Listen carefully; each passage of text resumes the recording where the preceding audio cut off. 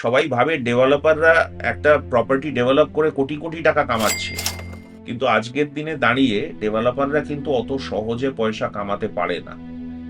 টাকাটা রোল হয়, কিন্তু at the end of the day যদি একটা পার্টিকুলার প্রজেক্ট দেখা যায় তাতে কিন্তু খুব সামান্যই প্রফিট হয়। This is Erudition India podcast, where academic wisdom and pop culture coincides. Hello and welcome back. Season 2 episode 2 নিয়ে আজ আমরা হাজির Erudition India podcastে। আজ আমাদের সঙ্গে সিদ্ধা গ্রুপের লিগ্যাল টিমের vice president mister Priyankar Dasgupta. Siddha গ্রুপকে কে না জানে, কলকাতার বুকে যত রিয়েল এস্টেট প্রজেক্টস আছেন, যত পপুলার রিয়েল এস্টেট প্রজেক্টস আছেন, সবই প্রায় সিদ্ধা গ্রুপের আন্ডারে। So please welcome mister Priyankar Dasgupta. নমস্কার। নমস্কার। তো আজ আমাদের প্রথম কোয়েশ্চেন যে একজন লয়ার, অ্যাডভোকেট আর সলিসিটর, এই তিনটে প্রফেশন বা এই তিনটে টার্মের মধ্যে ডিফারেন্স কি? যখন আমরা প্রথম আইন পড়তে যাই, যখন আমাদের সম্যক জ্ঞান এই সম্পর্কে বেশি ছিল না, তখন কিন্তু এটা নিয়ে আমরাও ভেবেছি। তো আমি খুব নাটশেলে খুব ছোট করে একবার বুঝিয়ে দিই। আ lawyer is a person who is into legal profession. যে কেউ লিগ্যাল প্রফেশনে আসে, পরীক্ষা দিয়ে তো পাশ করতে হয়, একটা ডিগ্রি কোর্স হয়, বা পরবর্তীতে যারা এলএলএম করে একটা এলএলএম এর কোর্স হয়, মানে মাস্টার্স হয়, তারপর ডক্টরেটও করতে পারে। কিন্তু ল প্রফেশনে ডিগ্রি কোর্স পাশ করার পরে ইউ বিকাম আ লয়ার, মানে ব্যাচেলার্স পাস করার পরে, মানে এলএলবি। এইবার অ্যাডভোকেট মানে হচ্ছে বার কাউন্সিল অফ ইন্ডিয়ার আন্ডার, এবং শুধু ইন্ডিয়া কেন, এটা ইউনাইটেড কিংডমেও একই সিস্টেম, অস্ট্রেলিয়াতেও একই সিস্টেম। হ্যাঁ, এভাবেই হয়। যেরকম আমেরিকাতে আবার অ্যাডভোকেটও হয়, আবার ওরা অ্যাটর্নি বলে। হ্যাঁ, বিভিন্ন দেশে বিভিন্নভাবে এটাকে বলা হয়। এবার এই যে তুমি কোর্টে গিয়ে before the court of law plead করবে, এর জন্য বার কাউন্সিলের অধীনে তোমাকে লাইসেন্স পেতে হয়। আচ্ছা। সেই লাইসেন্সটা যখন তুমি পেয়ে গেলে, a lawyer can be simultaneously termed as or can be called as or referred to as a lawyer এবং অ্যাডভোকেট। ওকে। তার মানে তুমি যখন মহামান্য আদালতের সামনে প্লিড করবে, you need to have a licence for pleading. হ্যাঁ, তো সেই জন্য অ্যাডভোকেট বলা হয়। আমাদের দেশে অ্যাডভোকেট বলে, অন্যান্য দেশে আমি বললাম। All lawyers might not be advocate, but all advocates are 100% lawyers, এইভাবে আমরা বলতে পারি। সলিসিটিং হচ্ছে একটা ইউকের টার্ম। সলিসিট করে যারা, ওদের দেশে সলিসিট যারা করে, যেটা কিনা আমেরিকাতে অ্যাটর্নি বলে, ওরা মেনলি এন্টায়ার একটা মামলা যখন চালু হয়, বা একটা যে কোনো লিগ্যাল প্রবলেম নিয়ে যদি কেউ আসে, এটা কারো কাছে গিয়ে তো বলতে হয়।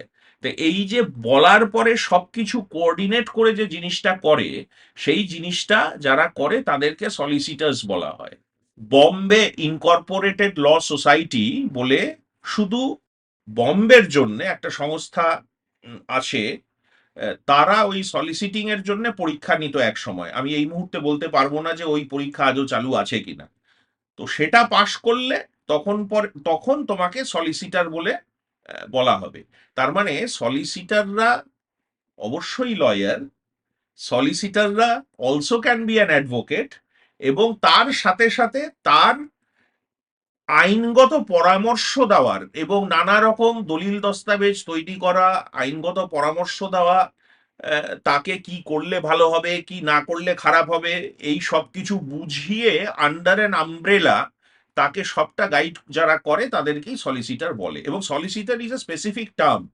সলিসিটার হওয়ার জন্য আমি ওই বম্বের যে ইনকর্পোরেটেড সোসাইটি বললাম যেটা, তারা কিন্তু পরীক্ষা নিত। সেই পরীক্ষার জন্য আবার তার ক্রাইটেরিয়া ছিল, you have to be a lawyer, you have to be an advocate, এবং 2 বছরের প্র্যাকটিস করতে হবে, তবে গিয়ে তুমি পরীক্ষায় বসতে হবে, তবে গিয়ে পরীক্ষায় সফল হলে, ইন্টারভিউ হলে, তবে তোমাকে বলা হবে সলিসিটার।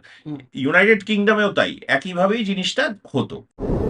একাডেমিক জার্নিটা তোমার কিরকম ছিল, যার জন্য লটা পার্সু করা হলো আজকে? ওরে বাবা, এটা এটা আমাকে প্রশ্ন না করাই ভালো। তার কারণ হচ্ছে আমি কোনোদিনও লয়ার হব ভাবিনি। এটা এটা আমার একটা খুব অদ্ভুত দিক। লয়ার হব ভাবিনি, তার কারণ আমাদের পরিবারে না কেউ আইনজ্ঞ ছিল না, বা আমি কাছ থেকে কোনো আইনজ্ঞকে ছোটবেলায় দেখে, সবাই তো অনুপ্রাণিত ওভাবেই হয়। তো আমি আমি সেটা কোনোদিনই হইনি। তালে গোলে হয়ে গেছি আর কি। মানে একটা সময় মনে হলো যে সবাই নানা রকম ইঞ্জিনিয়ারিং ইত্যাদি করছে। একটা বড় পয়েন্ট আছে এখানে, আমি বলি আমি অঙ্কে খুব দুর্বল ছিলাম। তো অঙ্কে যেহেতু দুর্বল ছিলাম, আমি 12 এর পরে খুঁজছিলাম এমন কিছু পড়তে হবে যাতে অঙ্ক আর না করতে হয়। তো এটা might be a reason at that point of time. তখন আমাদের সময় এন্ট্রেন্স হতো না, নম্বরের ওপরেই অ্যাডমিশন হতো। তা সাফিসিয়েন্ট নম্বর ছিল এবং তাতে আমি লতে ভর্তিও হয়ে গেলাম। ভর্তি হওয়ার পরে আমাদের সময় 5 বছরের কোর্স ছিল, 5 ইয়ার কোর্স। ক্যালকাটা ইউনিভার্সিটির আন্ডারে সুরেন্দ্রনাথ ল কলেজ, ওখানে আমি পড়তাম। ভর্তি হওয়ার পরে আস্তে আস্তে সেকেন্ড ইয়ার থার্ড ইয়ারের পর থেকে ইন্টারেস্টটা জন্মাতে শুরু করলো, কারণ প্রাথমিকভাবে হুম।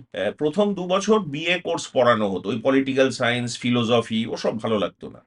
যাই হোক, পরীক্ষা দিয়েছি, পাশও করেছি, সবই হয়েছে। কিন্তু পরবর্তীতে যখন আইপিসি, সিআরপিসি মানে ইন্ডিয়ান পিনাল কোড, এখন যেগুলো ন্যায় সংহিতা হয়ে গেছে হুম, নতুন হুম, হুম। চেঞ্জ হয়ে, তো সেই সব বা সিভিল প্রসিডিওর কোড যেগুলো ছিল, সেই সবে যখন ঢুকলো, আমাদের প্রফেসররা পড়াতে শুরু করলেন, তখন আস্তে আস্তে ইন্টারেস্ট গ্রো করতে শুরু করলো। এবং যখন আমি 5 বছর বাদে প্র্যাকটিস করে বেরোলাম, তখন আমি ধরে নিলাম যে না, তাহলে এবার প্র্যাকটিসই করতে হবে, কারণ আমার এবার এই জিনিসটার মধ্যে আমি ইন্টারেস্টিং কিছু খুঁজে পেয়েছি। হুম। That was the beginning. আমার কিন্তু এরম ভাবে কেউ কোনোদিনও মোটিভেট করেনি বা সামনে থেকে কাউকে দেখেছি যে লয়ার, সেই জন্য আমি লয়ার হব, এরম কোনো ব্যাপার ছিল না। বা কোনো টিভি সিরিজ দেখে অনুপ্রাণিত নয়। না, না, না, না, না, টিভি সিরিজ দেখে একদমই অনুপ্রাণিত নয়, কারণ আমাদের সময় টিভি সিরিয়াল বা সিরিজ, আমি যে সময়ের কথা বলছি, অতটা, দু একটা ছাড়া বেশি জনপ্রিয় সেরকম কিছু ছিল না। কোনো ইমুভেবল প্রপার্টি যেমন একটা অ্যাপার্টমেন্ট বা একটা ল্যান্ড, এটা পারচেজ করার আগে একজন কনজিউমারকে কি কি জিনিস চেক আউট করা উচিত বা কি জিনিস তার একটু স্টাডি করে নেওয়া উচিত বিফোর পারচেজিং? একটা ইমুভেবল প্রপার্টি যখন কেউ কেনে, সে তার হার্ড আর্নড মানি দিয়ে কেনে, সেই জন্য সঠিকভাবে সেটাকে কিন্তু যাচাই করে নেওয়া প্রয়োজন। হুম। এবার দেখতে হবে প্রপার্টিটা কি। আমি প্রথমে বলি, কেউ যদি জমি কেনে, ব্যাপারটা অতটা কমপ্লিকেটেড নয়।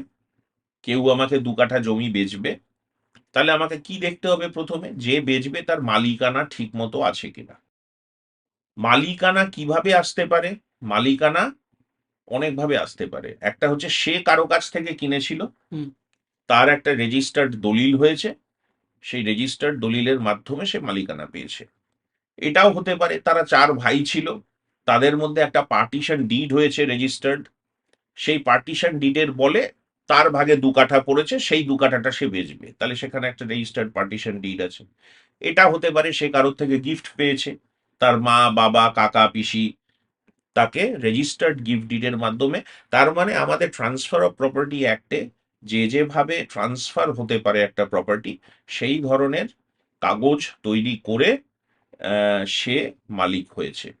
তো এই ব্যাপারটা প্রথমে দেখতে হবে, মালিকানার ব্যাপারটা। মালিকানার ব্যাপারটা দেখার পরে দেখতে হবে যে তার সেই জমি কেনার পরে পরবর্তীতে সে সঠিকভাবে লোকাল অথরিটি মানে পঞ্চায়েত বা মিউনিসিপ্যালিটি বা মিউনিসিপ্যাল কর্পোরেশন, সেখানে তার ওই প্রপার্টির এগেনস্টে নাম নথিভুক্ত করেছে কিনা, যেটাকে বলে মিউটেশন। তা যদি নথিভুক্ত হয়ে যায়, খুব ভালো।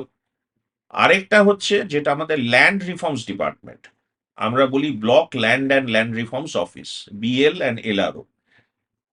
ল্যান্ড রিফর্মস ডিপার্টমেন্টে সরকারের রেকর্ড থাকে যে সারা, আমি পশ্চিমবঙ্গ নিয়েই বলছি, সারা পশ্চিমবঙ্গে যত জমি আছে, সেই জমির এগেনস্টে কে কে খাজনা দেয়। তার মানে মালিকই খাজনা দেবে। হুম। ওখানে মালিককে প্রজা বলা হয়। হুম। কারণ খুব ইন্টারেস্টিং জিনিস, যত জমি আছে তার মানে সবার ওপরে কিন্তু সরকার। হ্যাঁ, সে আমি যতই কিনে মালিক হই, আলটিমেট মালিক কিন্তু সরকার।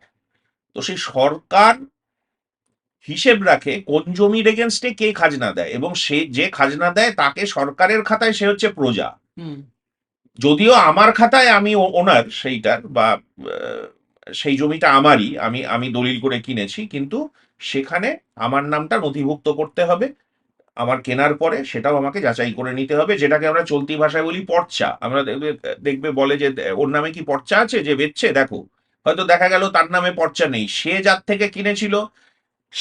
থেকে কিনেছিল তার নামে পর্চাটা পড়ে রয়েছে, মানে হুম, ল্যান্ড হুম, রিফর্মসে তার নাম পড়ে রয়েছে। তাহলে দুটো স্টেপ আরো ওটাকে মিউটেট করতে হবে। সেই মিউটেশন করতে গেলে তারও প্রসিডিওর আছে। তখন ওই যাদের দুজনের থেকে কেনা হয়েছিল পরপর, এর থেকে বি, বি থেকে সি, তখন সি মিউটেট করতে গেলে বি কে আর এ কে নোটিশ করে সেই বিএলআরওর সামনে ডাকতে হবে। ডেকে বলবে, এই মশাই আপনি বেচেছেন তো? হ্যাঁ আমি বেচেছি, বি কে বেচেছিলাম। বি, আপনি কি বেচেছেন সি কে? হ্যাঁ হ্যাঁ আমি বেচেছি। তো এই হিয়ারিং হবে। এই হিয়ারিং এর পরে তার নামে ওটা নথিভুক্ত হবে বা মিউটেট হবে। তাহলে একটা জমি কিনতে গেলে আমরা কি দেখলাম? এক নম্বর হচ্ছে মালিকানা, দুই নম্বর হচ্ছে লোকাল অ্যাডমিনিস্ট্রেটিভ বডি যেটা আছে, মিউনিসিপ্যালিটি, কর্পোরেশন, পঞ্চায়েত, তার ওখানে নাম নথিভুক্তিকরণ, এবং বিএলআরও বা ল্যান্ড রিফর্মস অফিসে নাম নথিভুক্তিকরণ। এই তিনটে খুব এসেনশিয়াল জিনিস। এবার সেই জমির ওপর যদি বাড়ি থাকে, তাহলে বাড়ির স্যাংশন প্ল্যান দেখতে হবে। ঠিক মতো স্যাংশনড বাড়ি, মানে প্ল্যান অনুযায়ী বাড়িটার কনস্ট্রাকশন হয়েছে কিনা সেটা দেখতে হবে। এই মোটামুটি। এছাড়াও আমরা কিছু জিনিস দেখি, যেরকম কোনো মামলা মোকদ্দমা আছে কিনা। হুম, হুম, এটা একটা খুব ভাইটাল জিনিস। তাহলে ওই জমি নিয়ে মামলা হতে পারে, তাহলে আমাকে কোর্টে যেতে হবে। কোর্টে গিয়ে আমাকে দেখতে হবে ওখানে কোনো মামলা মোকদ্দমা হয়ে আছে কিনা। তাহলে এবার মামলা মোকদ্দমা কিভাবে দেখতে হয়? প্রত্যেকটা জুরিসডিকশন আছে। ওই যে জমিটা, সেই জমিতে দু তিন রকমের জুরিসডিকশন হতে পারে। একটা হতে পারে পিকিউনিয়ারি জুরিসডিকশন, মানে হচ্ছে পয়সার মূল্যতে তার জুরিসডিকশন হতে পারে, বা এরিয়া ওয়াইজ জুরিসডিকশন হতে পারে। এই সব বিবেচনা করে আমরা কোর্ট সিলেক্ট করি, কোন কোন কোর্টে, সেগুলো আমাকে দেখতে হবে। সেখানে আপার ডিভিশন কোর্ট আছে, লোয়ার ডিভিশন কোর্ট আছে, আমি অত ডিটেলে যাচ্ছি না। হুম, হুম, সেখানে টাইটেল স্যুট দেখতে হয়, ওই জমি নিয়ে কেউ টাইটেল স্যুট করেছে কিনা। এবার টাইটেল স্যুট দেখলে শুধু হবে না, যদি টাইটেল স্যুটে কিছু খুঁজে পাওয়া যায় তখন টাইটেল এক্সিকিউশন দেখতে হবে, যে তার সেই তামিল হয়েছে কিনা, এক্সিকিউশন হয়েছে কিনা। একইভাবে ওই জমি নিয়ে কোনো মানি স্যুট হয়েছে কিনা, আর মানি স্যুট যদি হয়ে থাকে পরবর্তীতে কোনো মানি এক্সিকিউশন হয়েছে কিনা। তো এই সব জিনিসগুলোকে দেখতে হয় কোর্টে। এগুলো অনলাইন দেখার কোনো উপায় নেই? এগুলো কোর্টেরটা অনলাইন দেখার উপায় আছে, কিন্তু সেটা অনলাইন আমরা দেখতে পারি না, কারণ অত অনলাইন হলে পরেও সবকিছু সেই জায়গায় পৌঁছয়নি যে বাড়িতে বসে আমি অনলাইন দেখে নেব। আচ্ছা। তো ওটা গিয়ে ওখানে ওই অ্যাপ্লিকেশন দাখিল করে সেরেস্তাতে, যে কোর্টে আমি করব সেই কোর্টের সেরেস্তা বা অফিসে দাখিল করে ওটার রিপোর্টটা নিতে হয়। এছাড়া হচ্ছে registry office searching. Registry office সার্চিংটা কি? সেটা হচ্ছে এটাই আমার বোধহয় সব থেকে আগে বলা উচিত ছিল, যে আমি মিস্টার সি এর থেকে একটা জমি কিনবো, তো মিস্টার সি অলরেডি কাউকে বেচে দেয়নি তো। হুম, তাহলে পরে আমাকে ওই জমিটার দাগ নাম্বার, খতিয়ান নাম্বার, এইসব দিয়ে দেখতে হবে যে ওখানে নানা রকম খাতা আছে। হ্যাঁ, ইন্ডেক্স 1, ইন্ডেক্স 2, এরকম নানা রকম খাতা আছে। সেগুলো আমাকে দেখতে হবে, দেখতে হবে ওই জমিটা নিয়ে কেনা বেচা হয়েছে কিনা। ঠিক আছে? এবার যদি দেখা যায় কেনা বেচা হয়েছে, তখন আমি আরেকটা খাতায় দেখব যে সেই কেনা বেচাটার মধ্যে কে জড়িত ছিল, নামটা সেখানে পাওয়া যাবে। হুম, ঠিক আছে? আচ্ছা, রেজিস্ট্রি অফিসের এই যে তুমি যে প্রশ্নটা করলে খুব পার্টিনেন্টলি, যে অনলাইন দেখা যায় কিনা, রেজিস্ট্রি অফিস কিন্তু অনেকটা এগিয়ে গিয়েছে। আমরা কিন্তু এখন, জবে থেকে এটা অনলাইন ওরা চালু করেছেন এবং তাতে ডেটা ফিড করেছেন, আমরা কিন্তু এখন ইয়েতেই আমরা অনলাইন কম্পিউটারে বসে কিন্তু আমরা দেখে নিতে পারি ওই জমির কোনো কেনাবেচা হয়েছে কিনা, এবং সেই যদি কেনাবেচা হয়ে থাকে কার নামে কেনাবেচা হয়েছে। হুম। তাহলে ওখানেই ধরা পড়ে যাবে সেই জমিটা আমি কিনতে পারবো কি পারবো না। মোটামুটি এই একটা জমি বা ইয়ে কিনতে গেলে, ফ্ল্যাট কিনতে গেলে এই একই জিনিস, এভরিথিং অ্যাপ্লাইজ, এই সব কিছুই দেখতে হবে। প্রজেক্টটা কোথায় হয়েছে, একটু যদি বেশি মাথা ঘামানো যেতে পারে, তাহলে দেখতে হবে প্রজেক্টটা যেখানে হয়েছে সেই জায়গার আশপাশ দিয়ে কোনো রাস্তা গেছে কিনা, বড় রাস্তা। তাহলে সেই রাস্তায় কোনো অ্যাকুইজিশন আছে কিনা, সেটা তখন আমরা, এটা অ্যাকচুয়ালি আমরা প্রজেক্ট শুরু করার আগে আমরা এটা দেখি। বড় প্রজেক্টে, সাপোজ 500 একরের একটা প্রজেক্ট হবে, বা 500 না হলেও 100 একরের একটা প্রজেক্ট হবে, তা সামনে দিয়ে রাস্তা গিয়েছে, সবাই তো রাস্তার ধারেই প্রজেক্ট করতে যায়। হুম, হুম, হুম, কোনো জমি আমরা যখন কিনবো স্থির করি, বা যে কোনো বিজনেস হাউস যখন বা রিয়েল এস্টেট হাউস যখন ঠিক করে, তারা করে কি, ওই যে রাস্তার ওপর দিয়ে গেছে এবং আশেপাশে যা যা রাস্তা আছে সেইগুলোকে, সেই রাস্তাগুলো যে যে দাগ নাম্বারের ওপরে আছে এবং সেই দাগ নাম্বারে জমির কিছুটা অংশ থাকলে আমরা ল্যান্ড রিফর্মস ডিপার্টমেন্টে গিয়ে, ল্যান্ড অ্যাকুইজিশন ডিপার্টমেন্টে গিয়ে আমরা সেটার একটা কোয়েশ্চেনিয়ার রেজ করি ওখানে, যে এই জমিগুলো কোনোভাবে অ্যাকুয়ার্ড কিনা। হুম যদি সরকার যদি ওটা কোনো কারণে অ্যাকুয়ার করে নেয়, তাহলে তো আর তার উপরে প্রজেক্ট করাই যাবে না, কারণ আমি সামনের রাস্তাটাই যদি না পাই, সামনের তো ঢোকার রাস্তাটাই বন্ধ হয়ে যাবে, পেছনের দিকে জমি কিনে আমি কি করব? হুম তো এটা কিন্তু একটা খুব বড় প্রজেক্ট করার আগে ভাইটাল জিনিস, যে ল্যান্ড অ্যাকুইজিশন ডিপার্টমেন্টে গিয়ে দেখে নেওয়া যে সেটা কোনোভাবে সরকার কোনো সময় অধিগ্রহণ করেছিল কিনা। এটা একটা খুব ভাইটাল জিনিস। এরপরেও ছোটখাটো প্রজেক্ট তৈরি করতে গেলে আমি আবার অবশ্য অন্যদিকে চলে যাচ্ছি, কারণ আমি এবার from the perspective of developer বলতে শুরু করে দিয়েছি। ওটাই আমাদের পরবর্তী কোয়েশ্চেন, আচ্ছা। যে কোনো একটি ডেভেলপার যখন একটা প্রজেক্ট নিয়ে শুরু করছেন কাজ, হুম। তখন উনি সেটা কিভাবে সেল করবেন, তার কি কি আর কি কাজ না, রয়েছে? সেল তো পরে আসছে। হুম তার আগে কিন্তু আমি জমিটা যে নেব, সেই জমিটা নেওয়ার যোগ্য কিনা সেই জিনিসটা দেখতে হবে। Even before developing. Even before development আমাকে তো জমিটা নিতে গেলে জমিটা সঠিক কিনা সেগুলো দেখতে হবে। আমি প্রাথমিকভাবে ছোট জমি 2 কাঠা দিয়ে যেরকম বোঝালাম, সেই সবগুলো অ্যাপ্লাইজ, আচ্ছা। Registry office, court. কিন্তু প্রাথমিক হচ্ছে ওই জমিতে কোনো অ্যাকুইজিশন আছে কিনা, ল্যান্ড অ্যাকুইজিশন দফতর কোনো সময় কোনো কারণে এই জমি অ্যাকোয়ার করেছিল কিনা, প্রাথমিক।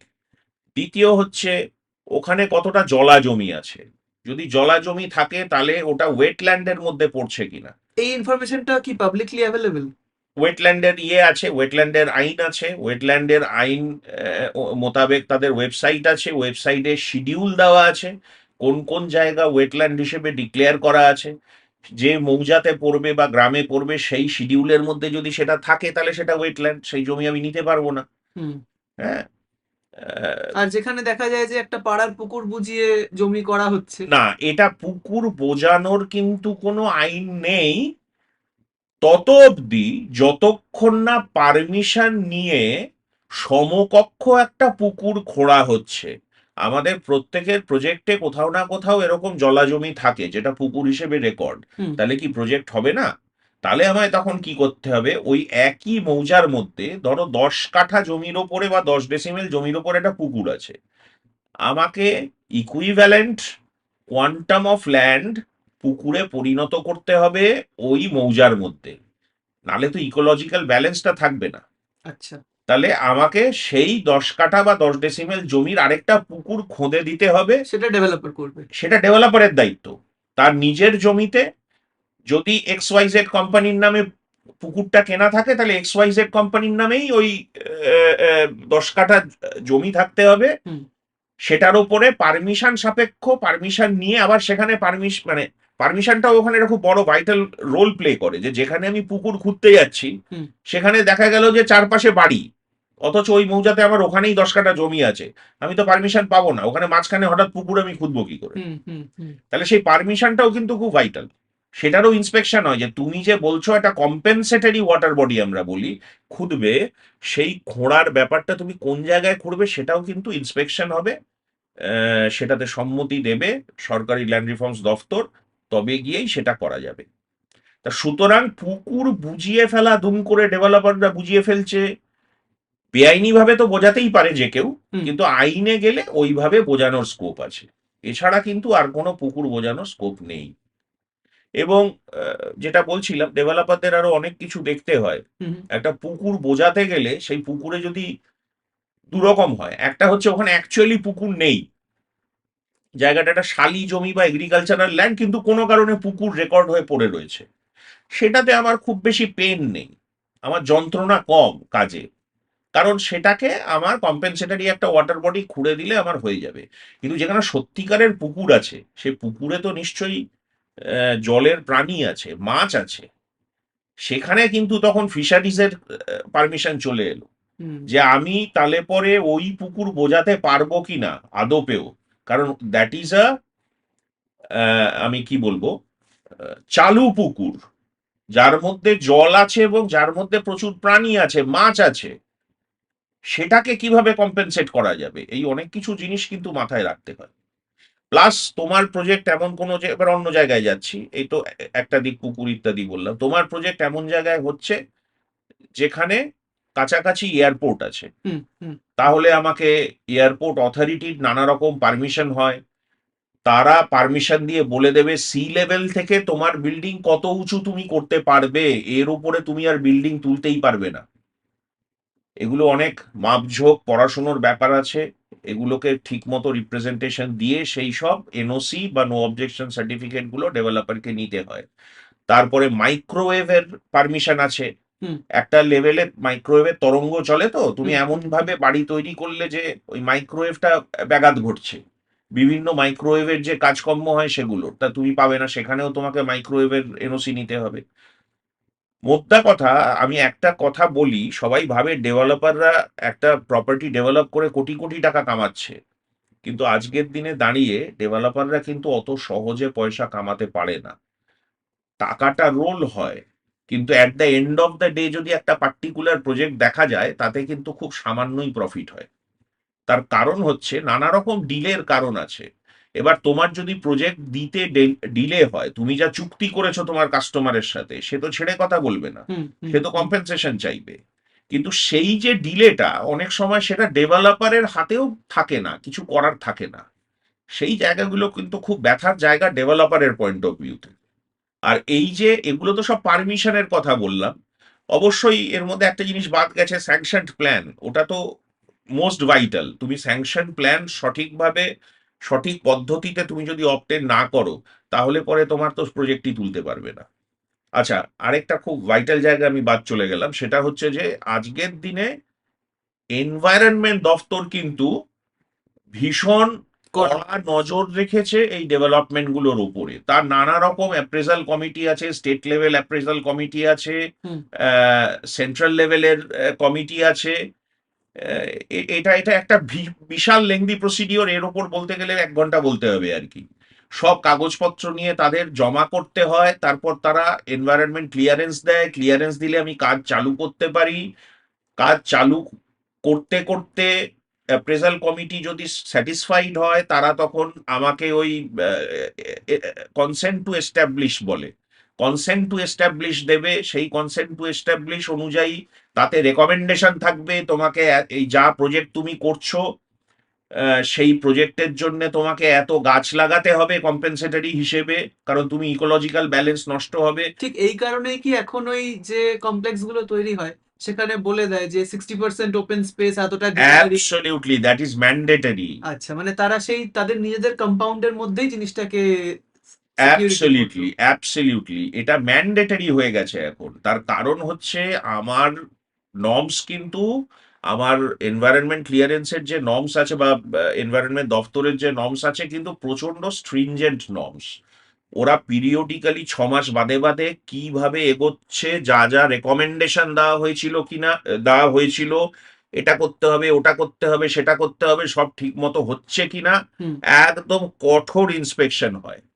এবার এই দফতরটা খুব সম্মানীয় একটা দফতর, তার কারণ হচ্ছে এখানে কিন্তু সবাই মোটামুটি অ্যাডমিনিস্ট্রেটিভ কাজ বাদে সবাই কিন্তু সায়েন্টিস্ট। তো সেই কারণে ওখানে কিন্তু কোনো গোঁজামিল চলবে না। তারা কিন্তু একদম বুঝে নেবে যে এনভায়রনমেন্ট ইকোলজিক্যাল ব্যালেন্স যেটা, সেটা সঠিকভাবে মেনটেন হচ্ছে। মেনটেন হচ্ছে কিনা, রক্ষা হচ্ছে কিনা, এই জিনিসটা কিন্তু মাথায় রাখতে হবে। তো এইটা কিন্তু একটা ভীষণ কঠিন জায়গা, কারণ তুমি কমার্শিয়াল দিক থেকে হয়তো ডেভেলপার হিসেবে চিন্তা করেছো, হুম কিন্তু যখন তুমি এনভায়রনমেন্টের দিক থেকে তুমি চিন্তা করবে, তুমি দেখবে যে তোমার প্রফিট মার্জিন যে রেশিওটা, সেটা আস্তে আস্তে কমে যাচ্ছে, কারণ তোমার এমন কিছু করতে হচ্ছে, এত কিছু কমপ্লায়েন্স। করতে হচ্ছে কমপ্লায়েন্স। তাতে এনভায়রনমেন্ট ডিপার্টমেন্টের কিন্তু কিচ্ছু এসে যায় না, তুমি কামাবে না, তুমি লসে তুমি প্রজেক্ট করবে, তোমার ব্যাপার, আমার এই জিনিসগুলো চাই। হুম। এটা কিন্তু ভীষণ স্ট্রিক্ট, এটা খুব স্ট্রিনজেন্ট। এই স্ট্রিক্ট ব্যাপারটা কতদিন হলো শুরু হয়েছে? এটা বরাবরই ছিল, আগেও ছিল, এখন দিন দিন আরো স্ট্রিক্ট হচ্ছে। এই নিয়ে সুপ্রিম কোর্টে অনেক মামলা পড়ে রয়েছে, আমরা সেগুলো রেগুলার ফলো রাখি। ভায়োলেশন হলে কি হবে, ভায়োলেশন হলে পেনাল্টি, শুধু পয়সা দিয়ে পেনাল্টি হবে না, রেকটিফিকেশন করতে হবে, কি করতে হবে না করতে হবে, এই সব ব্যাপার, কারণ কমপ্লেক্স এগুলো ম্যাটার। কমপ্লেক্স ম্যাটার, কারণ পেনাল্টি কিন্তু হিউজ, হুম। এবং এতে ভায়োলেশন হলে কিন্তু ডিরেক্টর সঙ্গে সঙ্গে জেলে। ওনাদের হাতে এই পাওয়ার আছে, ডিরেক্টরকে কিন্তু সঙ্গে সঙ্গে এফআইআর লজ করে সঙ্গে সঙ্গে বিহাইন্ড বার্স করতে পারে তারা। তো আইনটা কিন্তু এনভায়রনমেন্টের খুব কঠিন, এবং আজকের দিনে সব ডেভেলপাররাই সেটা মেনে চলে। আর আজকের দিনে তো আরো আইন তৈরি হয়েছে, যেহেতু রেগুলেটরি কোনো বডি ছিল না একটা হুম। সময়, হুম। সেই জন্যে আজকের দিনে রেরা এসছে, রিয়েল এস্টেট রেগুলেশন যে অ্যাক্টটা সেটা এসেছে। তো এখন কিন্তু ডেভেলপাররা প্রচুর কমপ্লায়েন্স করে, মানে আমাদের আমাদের ডিপার্টমেন্টের কাজ প্রচুর বেড়ে গিয়েছে আর কি। এটা নিয়ে আমরা আসবো একটু পরে। হ্যাঁ, আমাদের নেক্সট কোয়েশ্চেন হচ্ছে যে একজন অ্যাডভোকেট যে লিগ্যাল টিমটাকে মোটামুটি দেখাশোনা করছেন ইয়াং এজে, ইনি কিভাবে রিয়েল এস্টেটের বিভিন্ন কন্ট্রাক্ট বা ল্যান্ড অ্যাকুইজিশন বা ডেভেলপমেন্ট এগ্রিমেন্ট এগুলোকে তৈরি করবেন, মানে সেই ট্যাকটিক গুলো তার জন্য কি টিপস এন্ড ট্রিক্স না থাকতে দেখো, পারে? এটা আমি বলি, এটা খুব ইন্টারেস্টিং এগুলো, মানে আইনটা না, আহ, তুমি তো যা পরীক্ষা দিলে, এলএলবি পরীক্ষা দিয়ে তুমি একজন আইনজ্ঞ বা লয়ার হলে, হুম। বা তুমি তারপরে বার কাউন্সিলের রেজিস্ট্রেশন নিয়ে তুমি একজন অ্যাডভোকেট হলে, কিন্তু আজকে আমি এই চেয়ারে বসে আছি, আমার পেছনে কিন্তু 25 বছরের অভিজ্ঞতা আছে, 24 থেকে 25 বছরের। এই অভিজ্ঞতার মধ্যে দিয়ে যেতে যেতে যেতে যেতেই কিন্তু এগুলো অ্যাকোয়ার করতে হয়। আমি যত কেস ঘাঁটবো, যত এই ধরনের ড্রাফটিং, তুমি কন্ট্রাক্টস ইত্যাদি বললে, যেরকম তুমি ধরো একটা ডেভেলপমেন্ট এগ্রিমেন্ট হচ্ছে, ডেভেলপমেন্ট এগ্রিমেন্ট কি আগে ছোট করে বলে দিই।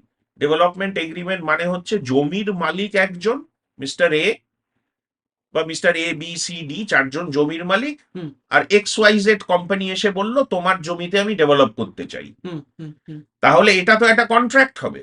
এই কন্ট্রাক্টটাই হচ্ছে ডেভেলপমেন্ট এগ্রিমেন্ট বা জয়েন্ট ডেভেলপমেন্ট এগ্রিমেন্ট।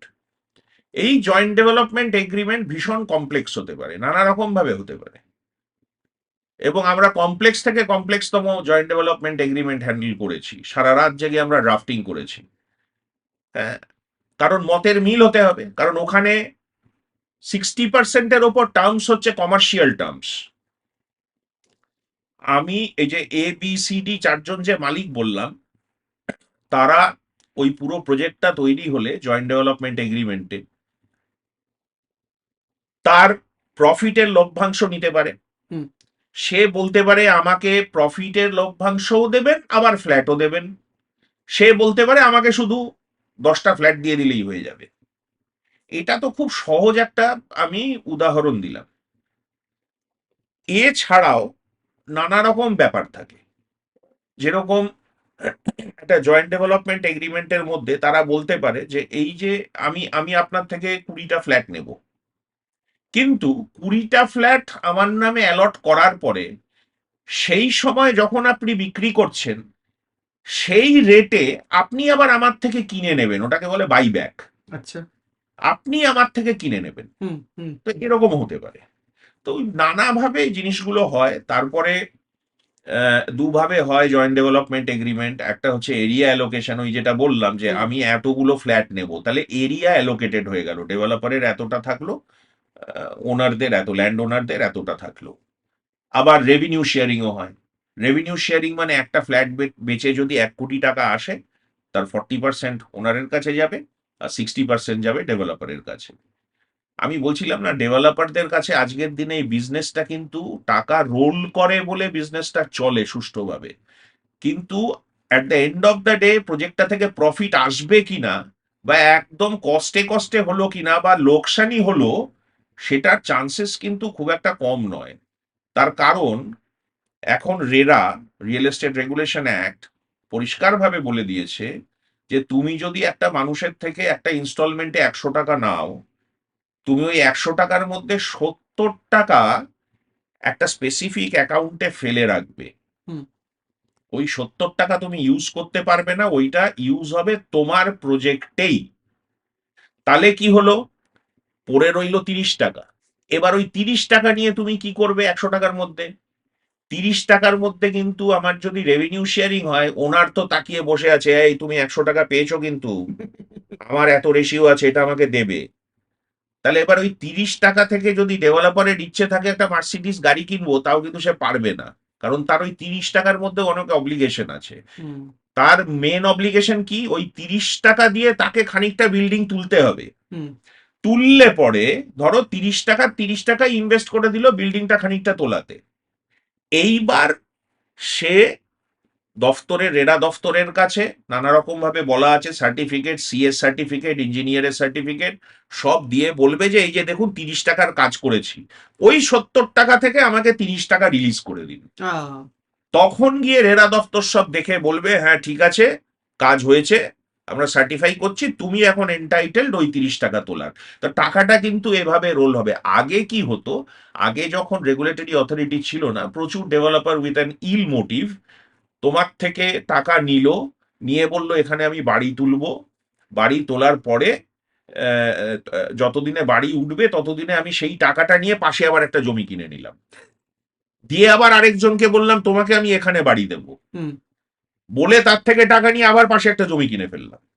এটা বন্ধ করার জন্যই কিন্তু আজকে এই আইনটা এসছে, যেটা যথাযথ আইন, এবং সেটা মেনেই আজকের দিনে সব ডেভেলপারকে হুম ইয়ে করতে হবে, কাজ করতে হবে।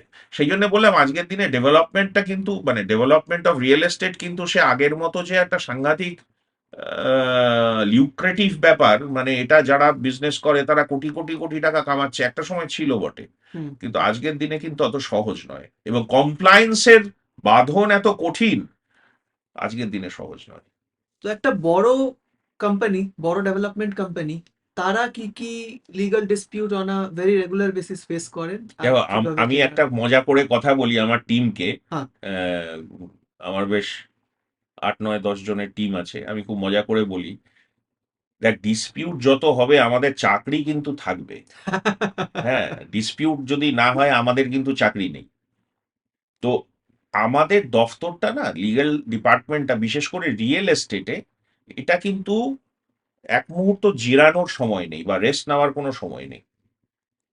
আমি কি কি কাজ হয় একবার বলি লিগ্যাল ডিপার্টমেন্টে, হুম তাহলে পরে সুবিধা হবে বুঝতে। প্রথম আমি, তুমি ডিসপিউট পয়েন্টটা তুললে, ডিসপিউটটা কোথা থেকে শুরু হয়। হুম ডিসপিউট ক্যান স্টার্ট যদি ডেভেলপার গ্রুপ কোম্পানি যদি মনে করে সে নিজে জমি কিনে তাতে করবে, তাহলে তাকে জমি কিনতে হবে। হুম ধরো 100 কাঠা, 200 কাঠা, 300 কাঠা জমি কিনতে হবে। এবার এই যে 100 কাঠা, 200 কাঠা, 300 কাঠা জমি কিনতে গেলে আমাদেরকেও ঠিক আগে প্রথম যখন আলোচনা শুরু করেছিলাম, যেভাবে সার্চিং এর কথা বলেছিলাম, সব সার্চ করতে হবে। এই সব সার্চ করার পরেও 10 to 15% তোমার সার্চে বেরোবে না। আচ্ছা কোথাও সার্চের খাতার পাতা উড়ে গেছে, কোথাও বাবা মারা যাওয়ার পরে 3 ভাই 3 বোন ছিল, 3 ভাই গিয়ে টুক টুক টুক টুক করে চাষের জমি বিএলআরওতে গিয়ে নিজেদের নামে মিউটেশন করেছে, এবং পঞ্চায়েত থেকে একটা সার্টিফিকেট নিয়ে নিয়েছে, বাবার অবর্তমানে এই 3 ভাই আছে, আর কেউ নেই।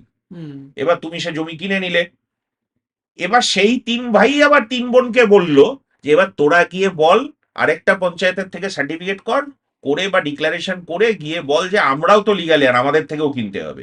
ততক্ষণে কিন্তু তুমি অলরেডি অ্যাজ আ ডেভেলপার ওই জমিটা কেনার জন্য পয়সা দিয়ে দিয়েছো, 3জনই আছে ভেবে 300 টাকা দিয়ে দিয়েছো। তোমাকে তাহলে এবার ওই বোনেদের সাথে সেটেল করতে হবে, তারা তো জেনুইন প্রাপক। হুম হুম হুম তাহলে এবার সেটেল করতে গেলে সেটা 300 না হোক 250 টাকা তোমার আবার বেরোবে, তাহলে ওই জমিটা তুমি দুবার কিনলে,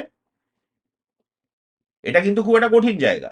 হুম তা এই নিয়ে মামলা হতে পারে, সেই মামলাগুলো টাইটেল স্যুট হতে পারে, সেই টাইটেল স্যুট অনেকদিন চলতে পারে। একবার লোয়ার কোর্টে টাইটেল স্যুট ফাইল হলো, মামলা চললো, তার কোনো অর্ডার হলো, সেটা হাইকোর্টে আসলো, হাইকোর্টে আবার বিচার হলো, সেটা আবার ফেরত এলো লোয়ার কোর্টে, আরেকটা ব্রাঞ্চ খুললো মামলার, সেটা থেকে হাইকোর্ট হলো, সুপ্রিম কোর্ট হলো, এর কোনো শেষ নেই মামলার। তো এইটা 10 to 15% এই ধরনের জমি সংক্রান্ত মামলা ইনিশিয়ালি আমাদের ফেস করতে হয়।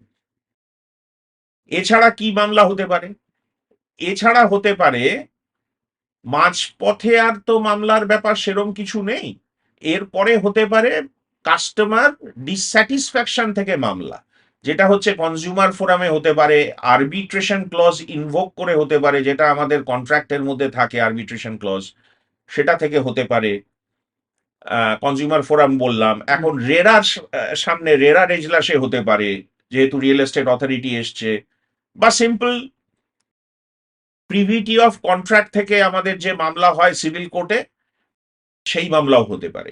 তো এই ধরনের কাস্টমার ডিসস্যাটিসফ্যাকশন থেকে কিন্তু প্রচুর মামলা হতে পারে।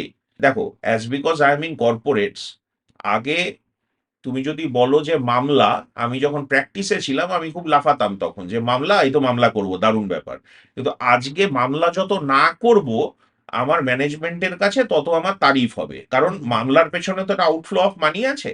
তাহলে আমি যদি তাদেরকে ডেকে বুঝিয়ে একটা নেগোসিয়েশন করে জিনিসটাকে শেষ করতে পারি, বা তার ভুল ধরিয়ে দিতে পারি যে এখানে আপনার কোনো টাকা পয়সার প্রাপ্য হয় না কোনো কারণেই, এবার আপনি মামলা করলে করতে পারেন, আপনারও পয়সা নষ্ট, আমারও পয়সা নষ্ট।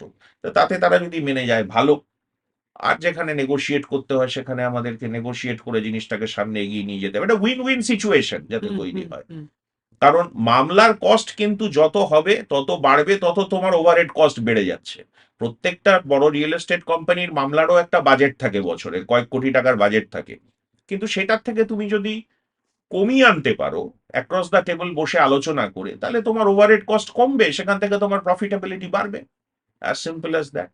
আর এছাড়া তুমি যদি বলো আর কি কাজ লিগ্যাল ডিপার্টমেন্টে, আমি যদি বলি তো ওই জমি কেনার পরে, জমি যখন সব হলো, কেনা হলো, তারপরে একটা বড় জায়গা হচ্ছে কমপ্লায়েন্সের মধ্যে পড়ছে মিউটেশন অ্যান্ড কনভার্সন, যেটা ওই বিএলআরও অফিসে বা ল্যান্ড রিফর্মস অফিসে আমি বললাম। তা মিউটেশন করতে হবে, সব জমিগুলো আমাদের নামে, ওই যে পর্চা বেরোবে সব আমাদের কোম্পানির নামে। আমি জমি যখন কিনছি, আমি কিন্তু এটা জয়েন্ট ডেভেলপমেন্টের বলছি না। জয়েন্ট ডেভেলপমেন্টে তো মালিক অন্য, সুতরাং তার নামেই মিউটেশন থাকবে, তার নামেই সবকিছু হবে। ডেভেলপারকে সে পাওয়ার অফ অ্যাটর্নি দেবে তার জয়েন্ট ডেভেলপমেন্টের সাথে, সেই পাওয়ার অফ অ্যাটর্নির বলে ডেভেলপার ডেভেলপ করবে। আমি বলছি যেখানে একটা মানে রিয়েল এস্টেট কোম্পানি, একটা গ্রুপ, তারা যেখানে ঠিক করবে আমরা নিজেরাই জমি কিনবো এবং জমি কিনে নিজেরাই ডেভেলপ করবো, আমি সেক্ষেত্রে বলছি। তো মিউটেশন করতে হবে, মিউটেশনের পরে কনভার্সন করতে হবে, কারণ যা জমি কিনবে তুমি আজকের দিনে দাঁড়িয়ে সবই হয় শালি নয় ডাঙা, শালি মানে এগ্রিকালচারাল, ডাঙা, হ্যাঁ নানা রকম থাকে এগুলো। তো এই থেকে তোমাকে হাউজিং কমপ্লেক্সে নিয়ে যেতে হবে বা বাস্তুতে নিয়ে যেতে হবে, এটাকে বলে কনভার্সন প্রসিডিওর। তো সেই কনভার্সন করতে হবে, এটা একটা বিশাল কাজ, কারণ একারের পর একার জমি, তার প্রচুর মালিক, তাদের সবার সাথে হিয়ারিং ফিক্স হবে, হয়ে মিউটেশন গুলো হবে, তারপর কনভার্সন হবে, এটা একটা পার্ট গেল। এরপরে এই যে যাবতীয় রেগুলেটরি কমপ্লায়েন্স আমি বললাম এতক্ষণ ধরে, যেগুলো, এইগুলো সব আমাদের পার্ট। এই যে নানা রকম এয়ারপোর্ট অথরিটি বলো, ফরেস্ট বলো, ফিশারিজ বলো, যদি প্রয়োজন হয় যেটা যখন লাগবে, হ্যাঁ, কম্পেনসেটরি ওয়াটার বডি তৈরি করার জন্য যদি কি করতে হয়, যা করতে হয়, হ্যাঁ।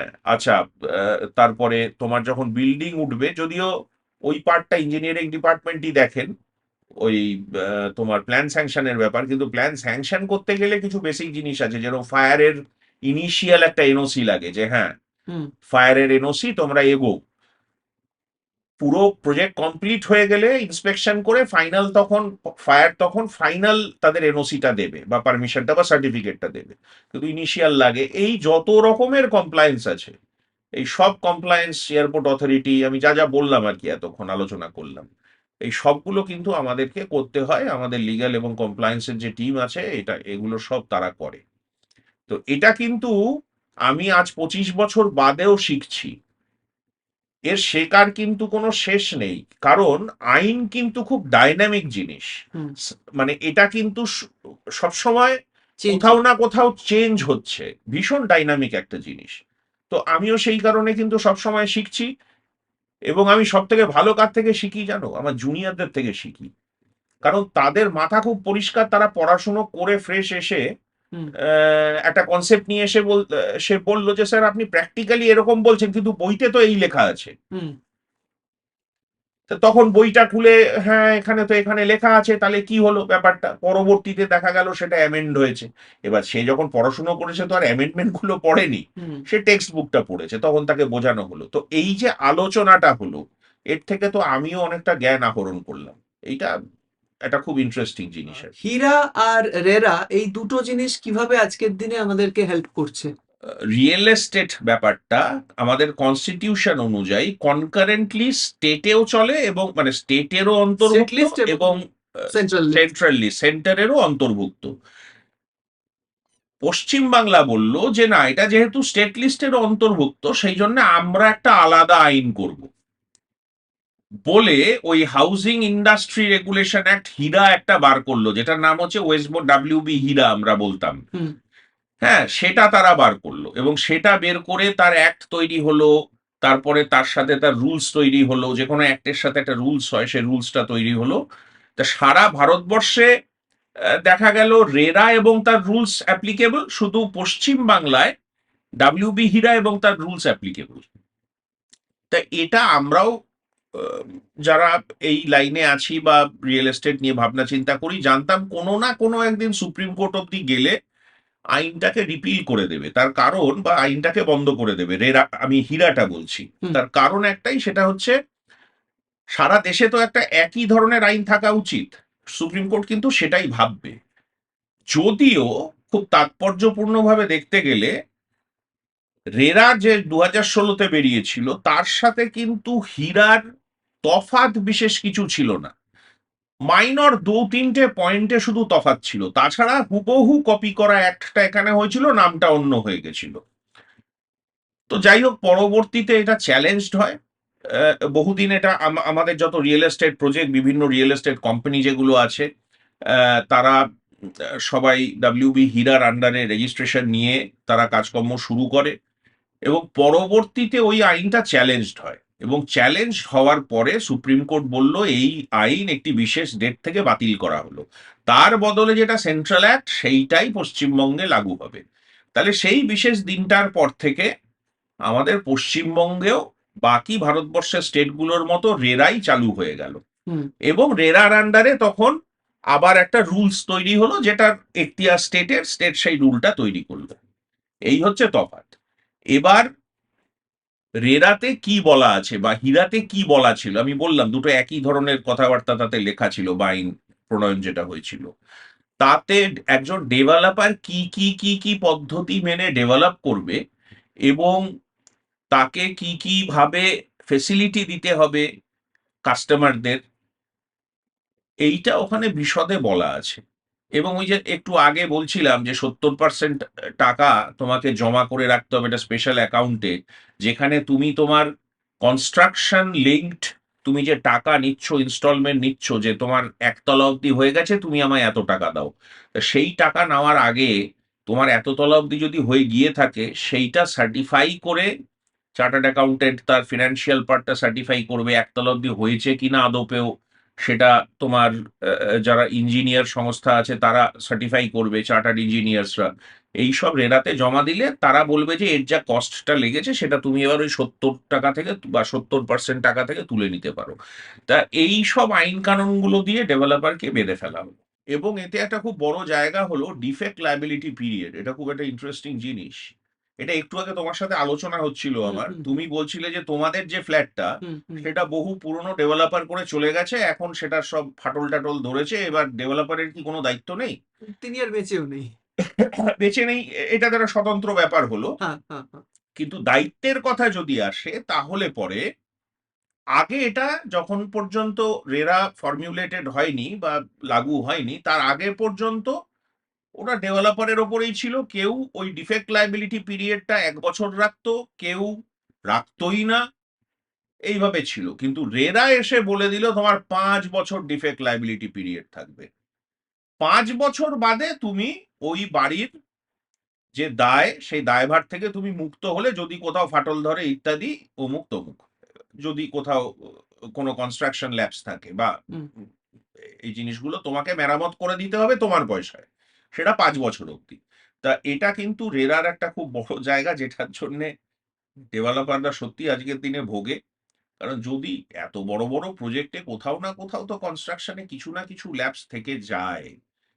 তো আবার এটাও সত্য কথা যে যারা হার্ড আর্ন মানি দিয়ে সেই প্রজেক্টে তারা ফ্ল্যাট নিচ্ছেন, আহ, তারা যদি ফ্ল্যাট নেওয়ার পরে দেখা যায় যে এমন কিছু ওখানে ইয়ে হয়েছে, ফাটল ধরেছে বা ইত্যাদি, না নিজের পয়সায় সারাতে হয়, সেটাও ঠিক নয়। তো সেই জন্যে কিন্তু এই জায়গাটা ওয়েল কাভার্ড 5 বছরের জন্য ডিফেক্ট লায়াবিলিটি পিরিয়ড। এইরকম বিভিন্ন রেগুলেশন দিয়ে এই আইনটাকে তৈরি করা হয়েছে। তবে ওই একটা কথা, আজকের দিনে হীরা আর নেই। ডাব্লিউবি হীরা, যেটা প্রথমে কনকারেন্টলি বানিয়েছিল স্টেট, তার স্টেট লিস্টে যেহেতু রিয়েল এস্টেট আছে, পরবর্তীতে সুপ্রিম কোর্ট বলে দিল ওসব চলবে না ভাই, হুম। যেটা সেন্ট্রাল অ্যাক্ট রেরা সেটাই সব জায়গায় চলবে, পশ্চিমবঙ্গতে ওটা চালাতে হবে। 2016 এর আগে যে বিল্ডিং গুলো তৈরি হয়েছে যেটা রেরার আওতায় পড়ছে না, সেখানে এখন কোনো ড্যামেজ যদি আসে তো সেক্ষেত্রে কোনো ইন্স্যুরেন্সের কভারেজ পাওয়া যেতে পারে, যে একটা বিল্ডিং এর এক্সটার্নাল কনস্ট্রাকশন ডিফেক্ট যদি কিছু হয়? আমি বলি ওখানে যে ডিফেক্ট লাইবিলিটি পিরিয়ড নিয়ে একটু আগে আমরা আলোচনা করলাম, ওখানে কিন্তু ডিফেক্ট লাইবিলিটির মধ্যে সবকিছুই পড়ছে, এক্সটার্নাল তুমি বলো বা স্ট্রাকচারাল বলো, সবকিছু কিন্তু ওর মধ্যে পড়ছে। হুম।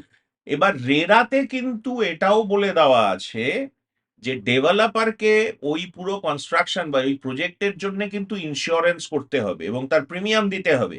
কতদিন ধরে ডেভেলপার প্রিমিয়াম দেবে? যতদিন না ওই যে পার্টিকুলার প্রজেক্ট তার অ্যাসোসিয়েশন তৈরি হয়ে, যে অ্যাসোসিয়েশন তৈরি করার ইনিশিয়েশনও ডেভেলপারকে করতে হবে, সেই অ্যাসোসিয়েশনটাকে ইনিশিয়েট করে অ্যাসোসিয়েশন তৈরি করে তাকে হ্যান্ডওভার যখন দেবে, তারপর থেকে অ্যাসোসিয়েশন সেই প্রিমিয়াম গুলো দেবে ইন্স্যুরেন্সের। তো ইন্স্যুরেন্স কিন্তু বরাবরই থাকবে, যখন তৈরি হতে শুরু করলো তখন থেকে শুরু করে যখন হ্যান্ডওভার হয়ে গেল, তারপরে সেই ইন্স্যুরেন্সটা কিন্তু বরাবরই ওটা কন্টিনিউড হবে। চলে আসছি আমাদের এই এপিসোডের শেষ কোয়েশ্চেন নিয়ে, যে একটি স্টুডেন্ট সে এখন যদি ক্লাস 11-12-এ পড়ে আর সেও চাইছে ল নিয়ে আস্তে আস্তে এগোবে, তো তার কি কি কোয়ালিটি থাকা উচিত, তার কি কি জিনিস নার্চার করা উচিত? দেখো, লয়ের দুটো দিক আছে। একটা দিক হচ্ছে, তুমি তোমার জীবনে ল পড়ার পরে তুমি বা তোমরা পুরোটাই তোমরা লিটিগেশন ওরিয়েন্টেড প্র্যাকটিস করতে পারো। আর আরেকটা দিক হচ্ছে ডকুমেন্টেশন এবং লিগ্যাল অ্যাডভাইস ওরিয়েন্টেড প্র্যাকটিস তুমি করতে পারো। তো লিটিগেশন ওরিয়েন্টেড হলে তুমি সবসময় কোর্টে যাবে, মামলা করবে, সেক্ষেত্রে তোমার প্রচুর এক্সপিরিয়েন্স গেইন করতে হবে তোমার সিনিয়রের কাছে থেকে from hmm. Time to time. আস্তে আস্তে সব শিখে আস্তে আস্তে একদিন তুমিও একজন খুব এক্সপার্ট লিটিগেশন লয়ার হয়ে উঠবে এবং তুমি লিটিগেশন করবে।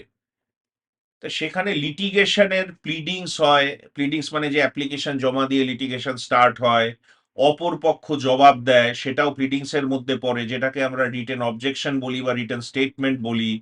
তারপরে কাউন্টার স্টেটমেন্ট হয়, কাউন্টার ক্লেম হয়, নানা রকম। সেটা এক ধরনের ডকুমেন্টেশন। তাতে কি, মামলা সংক্রান্ত যা যা আছে সবকিছু সুন্দরভাবে সাজিয়ে লিখে হুম। তার প্রেয়ার করা এবং সেটাকে কাটাছেড়া করা। এবং আজকের দিনে আমাদের আর্গুমেন্টও রিটেন হয়। হুম। আপনি মৌখিকভাবে আর্গুমেন্ট কোর্টের সামনে রাখলেও কোর্টও অনেক সময় চায়, বলেন যে আপনারা রিটেন আর্গুমেন্ট জমা দিন। তাহলে সেই রিটেন আর্গুমেন্টেও সেরকম সিস্টেমেটিক ওয়েতে এগুলো একটা ভীষণ সুন্দরভাবে একটা শেখার জায়গা আছে এর মধ্যে। এটা গেল এক।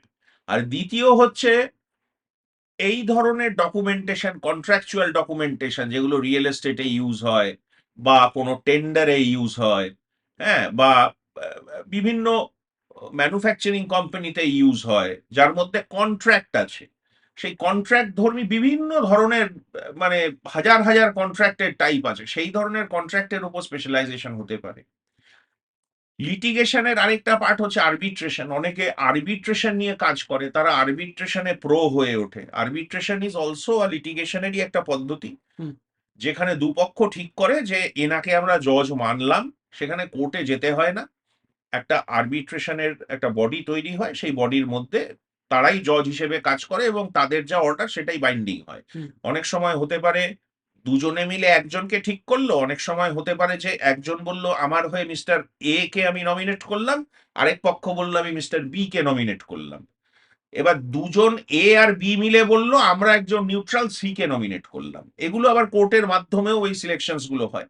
বিভিন্ন পদ্ধতি আছে আর কি। তো ওই আরবিট্রেশন নিয়ে অনেকে কাজ করে, কারণ আরবিট্রেশনের গ্যামারটা কিন্তু ভাস্ট। হুম। যে কোনো কন্ট্রাকচুয়াল জায়গা থেকে আরবিট্রেশন হতে পারে এবং এটা ইন্টারন্যাশনাল আরবিট্রেশনও হতে পারে। আজকে যারা আরবিট্রেশনে বড় বড় জায়গায় শুধু আরবিট্রেশন নিয়ে মাথা ঘামায়, তারা সারা বিশ্বে গ্লোবালি আরবিট্রেশন করে বেড়ায়। ইন্টারন্যাশনালি ইউরোপ, আমেরিকা, সিঙ্গাপুর, এদিকে বলো জাপান বলো, মানে সব জায়গায় গিয়ে তারা আরবিট্রেশন করে। তো এটা একটা দিক গেল। আরেকটা ভাস্ট ফিল্ড হচ্ছে কোম্পানি ল। কোম্পানি ল এর ওপরে তুমি দক্ষতা যদি তৈরি করতে পারো, তোমাকে আর পেছন ফিরে তাকাতে হবে না, কারণ আজকে কোম্পানি লয়ের ওপর প্রচুর, কারণ কোম্পানি থেকেই তো সবকিছুর উৎপত্তি একটা কমার্শিয়াল সিস্টেমের মধ্যে। ব্যক্তিগত উদ্যোগে কমার্শিয়াল লেনাদেনা তো খুব কম হয়, সবই তো কোম্পানির মাধ্যমেই হয়। তা সেই কোম্পানি কিভাবে টিকিয়ে রাখতে হয়, কিভাবে ডাইরেক্টর সঠিকভাবে অ্যাপয়েন্ট হয়েছে কিনা, সেখানে চুরিচামারি হচ্ছে কিনা, সেখানে অপারেশন হচ্ছে কিনা, সেখানে বিভিন্নভাবে কোম্পানি ল যে মোটামুটি নিয়ে প্র্যাকটিস করেন, তার তো আমি মনে করি রুটি রুজির কোনো অভাব হবে না।